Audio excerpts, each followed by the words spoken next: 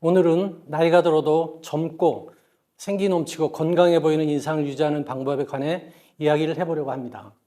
가은 씨도 나이를 가늠할 수 없을 만큼 한결같은 모습인데요. 혹시 나이보다 어려 보이는 동안의 특징이 뭔지 생각나는 게 있으십니까? 동안의 특징이라 하면 일단 주름이 없고 네. 얼굴이 이렇게 조금 위로 탱탱하게 올라가 있어야 되지 않을까요? 네, 맞습니다. 그렇게 다들 생각하시죠. 쉽게 아기들 얼굴을 떠올리면 됩니다. 아기 때는 머리 전체에서 얼굴이 차지하는 비율이 작고 동글동글하죠. 근데 이제 사춘기를 지나면서 뼈가 자라면서 비율이 달라지게 됩니다. 그래서 성인이 되면 얼굴뼈와 머리뼈가 1대1 정도가 됩니다. 그러면 우리가 동안이라 하면 그 얼굴의 전체적인 비율은 또 어떻게 될까요? 네, 좋은 질문이십니다. 우리가 이제 황금분해라고 얘기하는데요. 얼굴은 상안면, 중안면, 하안면은 1대1대1일 때가 제일 좋은 비율이라고 얘기를 합니다. 근데 이제 거기서 조금 더 나이가 들어가면서 더 달라집니다. 볼이 처지게 되죠. 그다음에 볼이 처지게 되는데 굉장히 중요하다고 생각하는데 그 위쪽 상안면에서는 좀 달라집니다. 동물과 달리 인간의 특징은 상안면이 발달되어 있다는 것이고 털이 없다는 것입니다. 왜 그러냐면 생존을 위해서 턱과 코끝이 발달한 동물하고는 달리 사람은 이 사회적 교감을 위해서 이마부터 눈까지가 섬세하게 발달했습니다. 그리고 보통 상안면 또 T존이라고 얘기하는데요. 뭔가에 깜짝 놀라면 누구나 눈썹을 확 들어올리며 이마를 찡그리기도 하고 또 좋은 사람을 만나면 눈꼬리가 내려가면서 저절로 눈매가 웃는 모습이 되기도 합니다. 그래서 상안면, 즉 이마부터 눈까지의 공간은 인간의 감정 상태와 지성을 나타내는 첫인상을 만드는 되게 중요한 역할을 합니다. 이 안에 포함되어 있는 구조는 이마, 눈썹, 눈꺼풀, 그리고 눈이 네 가지가 있죠. 지방층은 거의 없고 조직 자체가 아주 얇습니다. 그러다 보니 이제 움직이는 만큼 그래서 노화를 가장 먼저 보여주는 얼굴 중에 얼굴이라고 말할 수 있습니다.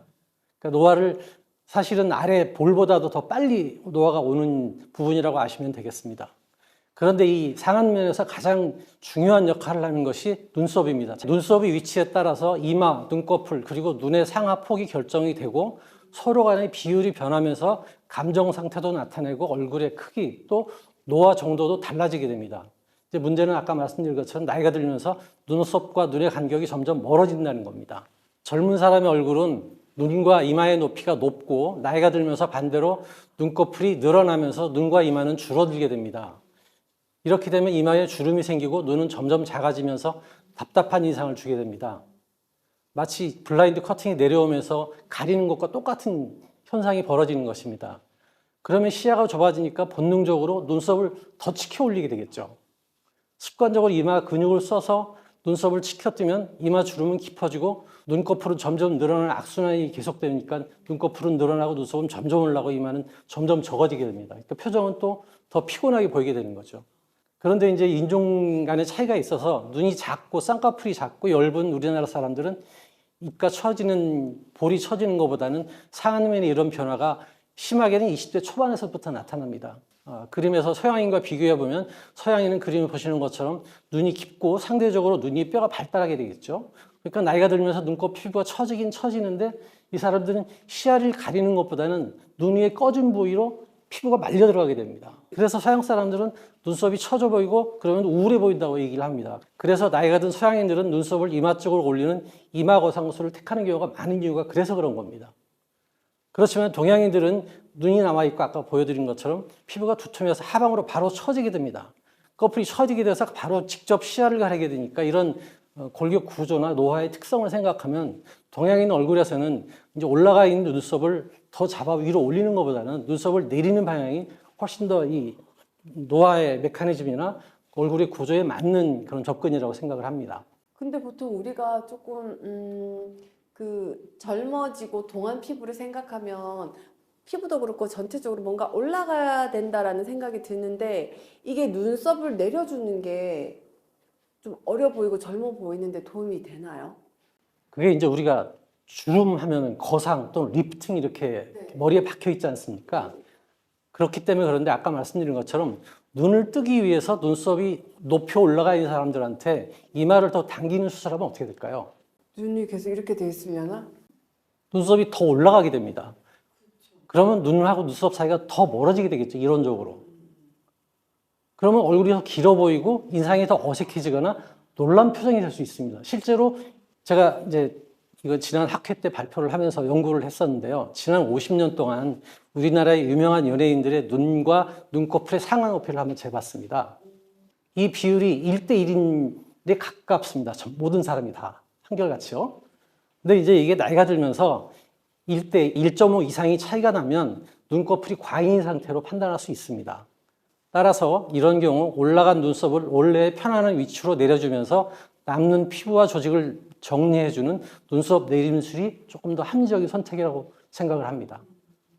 눈썹 내림술을 받은 환자 사례입니다. 수술 전 사진에서는 이마가 좁고 주름이 있으면서 눈이 작아지고 눈꺼풀은 늘어나서 높이가 이분은 한 1대2 정도 되죠. 수술 후 눈썹 위치가 내려오면서 이마의 높이와 주름이 개선되었으며 눈과 눈썹 사이가 적절한 간격을 되찾았고 따라서 얼굴도 작아 보여 인상도 젊고 생기 있게 바뀌게 되는 것을 알 수 있습니다. 이처럼 동안에서 볼 수 있는 1대1 비율로 눈과 이마는 커지고 눈꺼풀은 낮게 높이를 바꾸면 인상이 밝고 젊게 변합니다. 그렇지만 피부를 포함한 조직을 조작해서 눈꺼풀을 아래로 이동하면서 생기는 눈꺼풀의 잉여 조직을 눈의 모양에 맞게 다듬는 과정은 좀 섬세한 술기가 필요합니다. 그래서 눈썹 내림술은 많은 임상 경험을 가진 전문의하고 충분히 상담을 거친 후 진행하는 것이 좋습니다. 그럼 이렇게 눈썹을 내리는 수술이나 이제 이마 거상이나 이런 것들이 얼굴에 흉터가 크게 남지는 않나요? 흉터는 사실은 모든 수술에서 늘 걱정이 되고 또 성형수술은 더 그렇긴 합니다. 사진에서 보시면은 흉터는 뭐 거의 볼 수가 없고요. 똑같이 전부 다 이마가 좀 약간 시원해지면서 매끈해진 모습을 볼 수 있습니다. 그리고 아까 말씀드린 것처럼 눈썹 밑에 눈꺼풀과 눈의 높이는 1대1에 가까워진 것을 알 수 있고 밑에 사진에서는 보면 눈썹의 모양이 아까 바깥으로 올라가면서 올라갔던 눈썹의 모양이 내려와서 좀 편안한 모습을 보일 수 있습니다. 또 이제 눈썹 내림술 장점 하나는 이마 근육을 덜 쓰게 되는 건데 그래서 주름이 덜 생기지만 눈을 치켜뜨도 않아도 되니까 눈의 피로감이 굉장히 줄어듭니다. 또 상태에 따라서는 아까 말씀드린 것처럼 상안검 성형이라든지 바깥쪽이 처지는 등 여러 가지 눈썹의 형태의 모양이 달라지는 경우가 많고 어색한 경우가 많은데요. 그런 균형을 잃은 눈썹의 형태도 완전히 교정할 수 있어서 젊고 어려 보이는 모양을 유지할 수 있습니다. 이마와 눈꺼풀 간의 높이 비율이 조화롭게 변하니까 사실 상안검 성형을 하는 것보다는 약간 어색한 느낌이 줄어서 자연스럽고 부기도 굉장히 적은 편입니다. 선생님, 이마나 미간 주름 때문에 이마에 보톡스를 맞으시는 분들이 많잖아요. 네. 근데 그 중에서 여기가 이렇게 약간 아까 말씀하신 그 사무라이처럼 네. 여기가 이렇게 보톡스를 맞았다고 했는데 얼굴이 이렇게 되는 그럴 수 있죠. 경우가 있더라고요. 근데 왜 네. 그런 거예요? 보톡스라는 약물은 기본적으로 근육의 힘을 줄이는 작용을 하는 약입니다. 네. 그래서 보톡스 시술을 하고 나서 눈썹 바깥쪽에 올라가 있는 사물함 눈썹이 생기는 이유는 네. 아마도 네. 이게 사실은 서양 사람들은 바깥쪽이 눈썹이 처지거든요. 네. 근데 동양 사람 중에는 바깥쪽이 올라가는 사람도 많습니다. 그게 왜 그러냐면 그 눈썹을 올리는 이마 근육이 전두근이라고 그랬는데 전두근의 위치가 서양 사람들은 이 얼굴이 좀 좁은 편이잖아요. 네. 그래서 가운데로 몰려있는 경우가 많습니다. 우리는 얼굴이 넓어서 바깥으로 펼쳐져 있는 경우가 많은데 우리가 주사를 놓는 부위가 약간 중간 쪽에 놓게 돼 있거든요. 그래서 이제 그렇게 되면 중간 부분은 이 약효가 나타나는데 바깥 부분은 좀 늦게 나타나는 거죠.